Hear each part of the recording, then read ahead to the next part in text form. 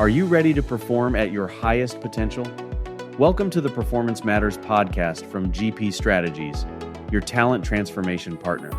In each episode, we'll interview industry experts and explore best practices and innovative insights to help your organization improve performance. Hello and welcome to the Performance Matters podcast. I'm your host, Michael Thiel. As always, I'm thrilled to be with you, but I have to say that today is a very special show. One that I hope you're, tuned up for. Why is that? Well, today we're turning our attention to a story of navigating change at one of the world's most iconic and revered brands. So get ready to explore one organization's path from resistance to readiness, turning pushback into progress. Together, we'll discover how organizations and individuals move through the discomfort of change to realize transformation. Here with me to share this journey are two special guests. First, we have longtime friend of the show, Dr. Cheryl Jackson, Director of the Organizational Design and Change Management Practice at GP Strategies. For those that don't know Cheryl, she is an industrial organizational psychologist with nearly a quarter century of experience helping global organizations navigate and thrive in environments of change. Welcome, Cheryl. How are you doing? Thanks, Michael. Always good to be here with you. Well, we're excited to have you, and you are not alone. Making his debut on the pod today is Rob Ulrich, Senior Manager of Training and Engagement at Gibson Guitars. Rob joins us with several decades of diverse experiences, certainly relevant to today's conversation. First, as a performer and manager of a rock band, to running a Nashville, Tennessee-based event business, and onward into organizational performance, consulting, training, and development, now with one of the absolutely coolest and most iconic companies in the world at Gibson Guitars. Rob, welcome to Performance Matters.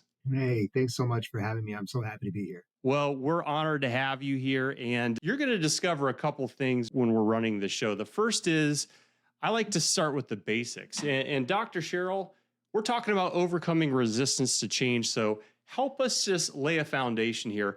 What do we mean by resistance in an organizational context? Yeah, so generally speaking, when we talk about resistance, we're talking about any pushback or opposition in response to something changing in our environment. And it can show up in a number of ways. So it can look like skepticism, avoidance, or even outward defiance. Though less common, we do see that direct pushback. But one thing to note is that it's rarely just stubbornness. It generally stems from a fear. So a fear of the unknown or uncertainty caused by a lack of trust. It could even trigger a sense of loss, or it can be as simple as just wanting to keep things the way they've always been. You've probably heard that reference as maintaining the status quo. But change is uncomfortable. And generally speaking, people don't really like to be uncomfortable. So we're going to see some hesitancy when we change up the environment or the ways of working. Yeah, so what I'm hearing from you is that it's really not about being difficult or negative. It's about protecting something. Do I have that right? Yeah, right. So people resist when they feel something important to them is being threatened, and it's a natural response to that threat. So if we're making a change of any size and we don't see or hear any of that resistance, that's really when we should start being worried. If we're not hearing about it, it means that something about our feedback loop is broken, or people aren't feeling safe enough to raise their concerns, or maybe they just don't think their voice matters at all. And that's not how we want people feeling ever, but especially in the midst of transformation. And one more point here, if I may, before we move on, we often think of resistance as negative and a blocker, but it can actually be very informative to the process overall. And listening to concerns not only creates stronger advocates once that resistance is addressed, but when we listen and understand what's driving it, it can actually lead to better solutions. And that's what we saw very clearly here at Gibson. Yeah. And Rob, I know you and Gibson just went through or are still going through a significant change in your organization. Would you mind taking us backstage by sharing a bit of your story? Yeah, I've been here at Gibson now for I'm in my fifth year. And coming in, what became quickly evident was that there wasn't a foundational standard for a good deal of the work. It was very tribal knowledge, training each other, social learning that was hard to maintain. When those folks that have all that tribal knowledge, when they age out or when they move on, that's gone. So now people are making up new ways to get through it. And so everybody's kind of finding a way. And that's the way of working for 130 years of guitar making.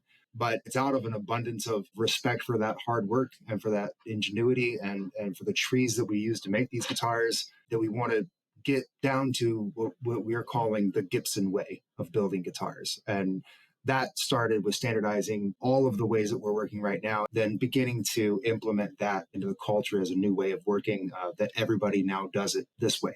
So it's really a big shift where authenticity and craftsmanship are at the heart or the core of our people's culture. But we want to shift that mindset so that we're not thinking of new ways to do the work, but we're refocusing that creativity into how to improve the way that we're doing it. So not doing it a completely different way just to get through, but if there's a way that we need to adjust that standard, we want that creativity to come out there. Let's adjust that standard and teach everybody that better way that you've figured out and move forward from there. It's been a big undertaking, but it's been a lot of fun, a great challenge. Yeah, I mean, the Gibson way, that sounds like a pretty big change. So I'm curious, what did resistance look like and what role did it play? Yeah, I guess I would preface this by saying that when you go out and you talk to our people, you find people that are ecstatic about telling you how they do the work and the ways that they've created how to get through it. And it's a really, really unique and very cool vibe that you get from the folks here. They're so proud of their craftsmanship. But as it would be expected, anytime you're making a change to the way that people work, that you're going to get some resistance. And that came in the form of crossed arms, lack of engagement or participation. And some folks maybe thought like, hey, we've been through exercises like this before. This is going to pass. We'll do it a different way. So, but as we shared more information about what we were doing, and they got more comfortable with the team, they started raising concerns and questions. And that's where it started really open up. Like, why haven't we seen more activity? Who's involved? Is this process going to be too restrictive? Like, what if I need to make a change somewhere on the fly? Like, how am I going to be able to do that? And there's so much variability in our model mix here that people were really concerned. How are we going to actually capture every single model that we have? There's a wide variety of awesome, playable, collectible versions of Gibson instruments. So I didn't always feel positive, but the questions showed us they were listening and starting to get involved. They also helped us understand what was important to them. So we used their questions to improve the development process and build better tools to support the sustainability once implemented. It also highlighted the importance of communication and sharing the changes we were making, as well as sharing what the continuous improvement process would look like. Their concerns, the challenges, the questions, all those things actually helped us make the process and the end result better. If they hadn't shared, we would have never known what their key concerns were. Okay, so what I'm hearing is by sharing their concerns and questions, you were able to make improvements to the process. So I'd like you to unpack that a bit more for us. Tell us more about that. There's been different times when people have tried to sort of standardize what's going on out on the floor, but it didn't always stick or it didn't stick at all in some cases. And so that left it to our folks to create the processes so that they could get through their day. Our long tenured team members, they didn't want to see things change because they played a major role in building the legacy that is Gibson. There are people here that have been here since before I was born. And so they've been contributing to this long legacy of incredible instruments and high quality. And they believe that's the best way for now. Sometimes it might have felt a bit like we were taking a stab at their identity or their ownership of those things. Others were concerned about losing control over the way that they worked in the future and losing that ability to make needed adjustments. Like, you're working with wood, you're going to have different grain, you're going to have defects in the wood itself that you can kind of finesse if you know how to and make that piece of wood survive the process. So being able to make those adjustments on the fly is important to some of our team members. So some of the resistance came from not wanting to change how things were done, but it also came from a place of wanting to deliver high quality work and make sure the guitars survive, which is really encouraging. That's understandable. It also sounds pretty tough, putting myself in their shoes here. So I'm curious, what did you do? The most important thing that you can do in this situation, which is listening. We listened to their concerns. We made sure to include more team members in the development process. So we were talking to not only long tenured team members, but we were also talking to newer team members. I'm fresh in here. I'm figuring out how to navigate the work. Like, we want to know what they're doing immediately to make their lives easier. What can make or break the job? What can make it easier? How are they preventing injury? All these kinds of things from both a tenured and experienced perspective, but also from a brand new perspective. So I think that really helped to not only get their input, but also to get their buy-in. They could see for themselves how the processes were written and reduce some of the fear that they had going into it. So it was a change we implemented in how we went about developing the documentation. So as part of sustainability, we implemented some processes that would help ensure long-term adoption. These were things like team-led training, certification systems, continuous improvement loops, created a system that I called the voice box internally, which is our suggestion box. If there's something they feel they need to change or improve, they can send it directly to us and we take action on it. So it really helps to keep that employee voice at the heart of the sustainability. And we also shared how the documents would be maintained long-term, and that helped to ease some of the concerns as well. So throughout the entire process, the great thing was that all of our leaders from the front lines to the C-suite were involved, engaged, and highly visible. I think in totality, that's what really helped to make this a success so far. This does all sound really great. I'm sort of curious though, was just making the changes enough? No. The short answer, no. Dr. Jackson taught me about the life cycle of a message. Communicate, communicate, communicate. My VP of Production USA, Sergio Villanueva, he always says, communicate early and often. So with those two things, that really educated what the next most important thing is, which is we talked about it every chance we got. Even our VP that I mentioned and our COO, Luke Erickson, showed up at town halls to discuss it with people, sent emails to the teams for encouragement, walked the processes to hear directly from team members how they were feeling. And all of this not only gave them insight into that next level, but it also built trust and created buy-in when we needed it. And that was during that development phase. We needed people to be open and trusting. Yeah, Rob, I just want to say thanks for sharing this. We're always looking for real world case studies. And I mean, this is it to a T. It sounds like this is really a fantastic profile of change done right. So well done. I would give you a resounding applause on that end. Dr. Cheryl, you are our resident clinician. So from a change perspective, I'm curious here, why did these activities work to reduce or address resistance and move teams into readiness? Well, effective transformation is really all about getting people on board and moving them through this change curve from first making them aware that something is even happening at all, ultimately to full adoption and, dare I say, advocacy of the initiative, if we can be so bold. And moving through that curve is a very individual process. So you really have to understand what each person is going through and what their challenges are. And you can't do that without listening, like Rob was talking about. Really get in there and provide them a space to provide feedback, to let you know what their challenges are and be open to that feedback. So Gibson's inclusive approach to collecting and communicating that information created a space for each person to really feel heard and to feel valued and respected.